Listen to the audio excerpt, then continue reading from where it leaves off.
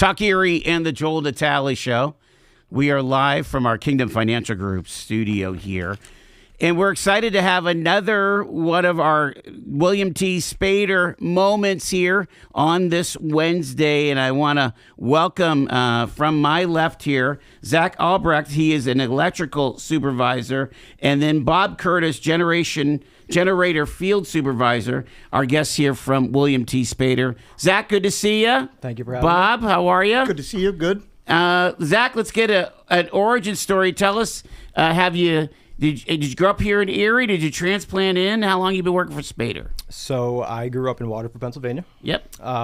Stayed around here my whole life. I've only been with Spaeder for about a year now. Before that, I did 4 years for my apprenticeship. Then I did 4 years as a journeyman, just for different electrical contractors. So you're part of the electricals union? Is that how that works? Not, no. Okay. I was non-union there. Okay, gotcha. Yep. And then I was a project manager for 3 years, and then I came here.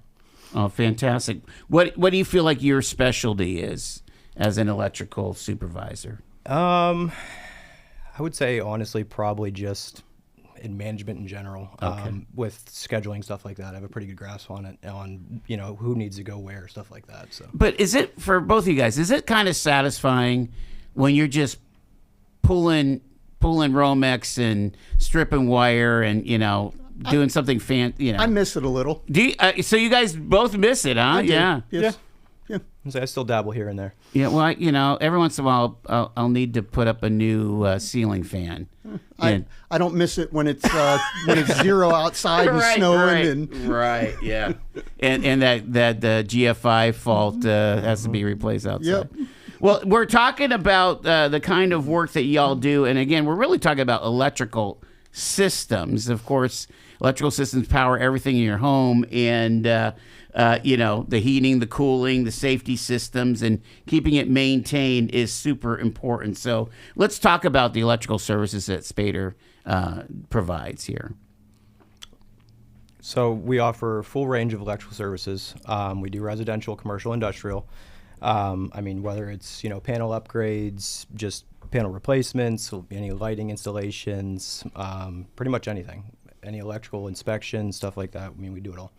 And Bob, with the generators, you're seeing, 150-year-old homes and 10-year-old homes, right? We see it all. You see it all. We see the whole gamut. Correct. So when you're going in there to do the transfer switch or whatever, sometimes I'm afraid of what you're encountering at that electrical box. We do a lot of service replacements as we're doing generator systems. Yeah, we do quite a bit of that. Yeah, it's the time when you're in there working on it, putting the transfer switch in. It's part of it. So a lot of these post-war homes that were built, both in Mill Creek, Erie, the suburbs, or what have you. Those, what are those boxes? Are they even 100 watt or 100? What am I trying to say here? 100 amps. Excuse me. Yes. And is that even adequate anymore? I would say not with what home needs nowadays. Compared to like the lights, sure, they take down the amperage wise a lot, especially with LED upgrades. But any smart home or stuff like that, there's a lot of times that you need more amperage than what is provided with 100 amps. And what's the big draw? What are you mostly concerned about as far as demand? Big thing would be like heating and cooling. Yeah, that air conditioner, For right? Sure. Heating, cooling, air conditioning, probably also cars. Yep. Cars in today's world. Yeah, we haven't even talked about that. Nope. So talk about what that looks like, because especially if you have a detached garage, but you use the garage, or maybe you haven't run any electric to your garage, or it might be just like a 15 amp circuit to run the lights. You're talking about a whole different animal to get a charger in that garage, aren't you? Most cars today are 50 amp. They're basically like a electric range. Mm-hmm. So if it's attached to the house, your garage, that should be relatively easy to do. If it's detached, that could be problems. Have you had any installs on an exterior of a home where there just is no garage? Or is that kind of difficult to do? I have. It's typically you just come from the basement. You find. But do you put a special hood on the Charger? No, they're water rated. Oh, okay. Yep. Okay. All right. So, again, there's something that 10 years ago you didn't even think about. Oh, Yeah, no. you would never have to. Wow. Wow. Some of the electrical issues that people experience are like the lights dim, when there's a big draw, right? Breakers break, right? I would imagine there are still some folks you guys encounter that don't have GFIs in their bathrooms or in their kitchens, right? That's correct. A lot of times too. I mean, with older houses, you'll find faulty wiring and loose connections all the time. Wow. So is there a process for like doing an audit of this stuff? I mean, how do you go about starting a project? Typically, if somebody wants some work done, or in that case, needs some work done, give us a call and I'll come out and take a look at it. And I mean, in my head, I can kind of, tell you what you need to happen and go from there. I mean, we give you a price and get it taken care of. Again, talking older homes, because that's a lot of what we have around here. How often do you need to basically rewire a house? Like you're pulling wire? Rewire, and if there's still houses out there with knob and tube, obviously that needs to go away. That needs to go away. Past that, you just really look at the condition of it. You can tell when you walk through a basement. Is the wiring itself falling apart? Literally, if you touch it, does it crumble? So things like that. So they actually made something called cloth Romex too, and it's literally cloth on top of it. And you'll notice that a lot of times that breaks down, and you'll have issues with that too. Yeah, I mean, there's a lot of homes that don't have the plastic Romex, There is. But they may not be cloth. They might have been, kind of in the middle. Version. Yeah, exactly. It could have been a newer version. It might look like cloth on the outside with plastic on the inside. Oh, okay. Things like that. That's one of those professional, you do this long enough, you see it. Well, and there's also a lot of homes that don't have that ground, right? And so what do you do about all that? So if it's a 2-wire system, which would be the ungrounded, you would be getting a new piece of Romex down to the panel and make sure it's grounded. Okay. And you'll notice that with like 2-prong outlets that people have in their houses, and sometimes they do the adapters. It's not safe. So okay, so you're saying categorically not safe to do one of those adapters. Correct. Yes. Okay. So yeah, you got to look at that. The what about the you have here an older panel, and I noticed that you mentioned Federal Pacific or Challenger. We've talked about those, Bob, Federals, yes. because they use a ton of those, again, 1950s, right? 1960s. Yeah, 60s, 70s were a lot of federal stuff. Anymore, it seems like if you do a real estate transaction, buy, sell a house, most insurance companies will not insure your house with a federal in it.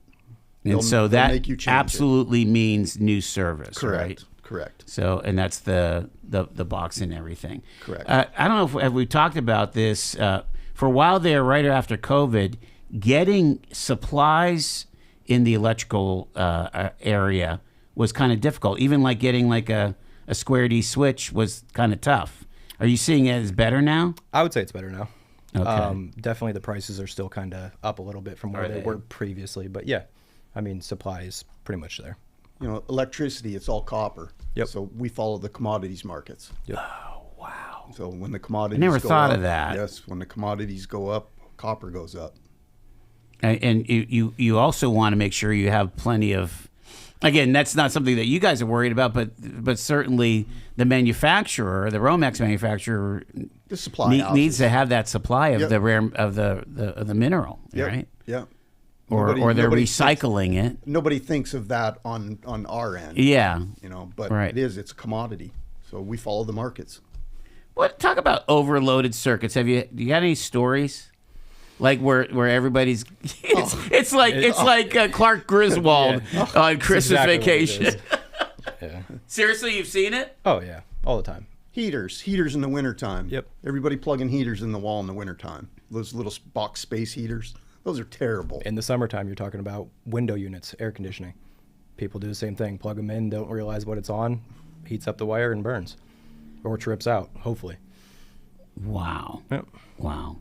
Yeah, they say that an air conditioner should be on a single dedicated circuit, right? Same Especially with those heaters. Yep. Yeah. In the wintertime, how many fires have you heard come around, and after they investigate it, they figure out it's a space heater plugged in somewhere. Or on an extension cord. Or an extension cord, yeah. Yes. Same thing. Yep. Yeah. It's not that people are ignorant about this stuff, but it is a situation where they're kind of pushing an envelope a little bit, right? They don't know what the risk factor is. Don't know it. That's exactly it. Correct. Yeah. And so people always, search on the DIYs on how to do it yourself, and electrical is not one of those things you should be doing yourself. Interesting. Go that way a little bit here. What kinds of, are you even saying like changing out a switch is probably not a smart thing to do yourself?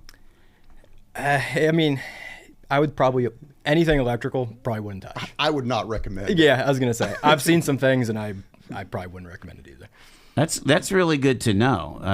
Because, again, we're in a different generation than maybe our parents and grandparents where. So I have a customer tomorrow that we're going to go to that has a three-way switch. That's one of those combinations down the hallway where you'd have a switch on each end of the hallway. Right. And I asked them, she told me that it worked on one side but didn't work on the other. And I asked her, did you guys replace the switch? And she just started giving me the look, and it's like, I'm not accusing or, right. The more questions you can answer, the easier this is going to get for me. Right. And at the same time, they're always like, oh, we just, replaced the wires exactly the way they were. Well, back then the switches were actually upside down. So the connection, there was like two on one side and one on the other. Well, now they're different. So lining them back up doesn't work that way. Manufacturers make them different. They're, sure. If you know what you're looking at when you're looking at it, you can get it hooked up properly. But just going wire to wire doesn't always work. Can I ask you a goofy question? Look at that the outlet. Since when did we start putting? And that was professionally installed. But why do we have the grounds on the top? So I don't believe in it. But everybody does it now. I'm not a ground up. So this is like people are going to yell at me. This is like rolling your meatballs, whether you roll clockwise or counterclockwise. There's not a correct way to do it. Okay, just choice. Correct. I'm always a ground down person because it's what you look at when you go in your house. But people do it that way because the ground's up. And their rare circumstance is they're saying something's pulled out of the wall, that it would fall, a piece of metal would fall and hit both of the conductors going into that wall. Oh, okay. And it would cause a short at that point. Okay. But yeah, I've just noticed that probably in the last 5-6 years that all the new installs are ground up. You used to see that more in commercial industrial stuff, ground right. up. And that's where we are, obviously. Yeah. What else do we need to know? Talk about upgrades. What upgrades are homeowners most interested in right now? This whole smart home thing, Yeah, panels, right? Smart home, changing out switches to make them smart switches. Doesn't say another thing is generators right now. With all the storms and everything else, Bob's after them. Teslas, we do a lot of cars. Teslas in general, just cars in general. Well, you think about can lights. Okay, you're doing your kitchen. Maybe you're doing the floor or the cabinetry. They're not even can lights anymore. What are they? They're wafer lights. They're about they're an inch thick with a wing on the back of them that you just cut a hole and wire it, and the wing kind of holds it up into the ceiling. So you don't get that deep can, how that bulb used to be kind of recessed. So it's just kind of living on that drywall in the ceiling. And the big benefit of that is you can put them wherever. If it's under a stud, under a joist, doesn't matter. You can put them right under it. Okay. Now, again, it has to be professionally wired.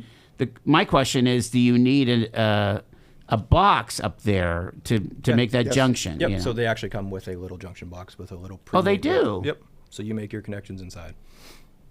Okay. And that's something you guys work on. Any electrical connection needs to be in a box. Yep. Period. Right. If something were to happen, if that wire were to get loose, heat up, the box would contain any kind of sparks, any kind of heat, any kind of flame, anything that would happen. That's the purpose of having a box. Sure. Talk about, again, we've been talking about whole home generators to kind of replace Because it seems like we're having more and more power outages than ever before. At least that's what it feels like. This past year, it seems like it. Yeah. I've lost power personally in my house a lot more this year than I have in probably the past 10 years. Yeah, the grid is under strain. What about surge protection? Yes, we do quite a bit with that. Yep, especially now. So that's a new code of 2026 for the National Electrical Code. You have to have, if you're putting a new panel in, you have to have a surge protection. What does that exactly do? What are we protecting If against? there's a back surge coming into your house, rather than it going to your microwave or any appliance or TV, anything like that, where it blows that up with the wrong voltage, that takes the hit of it.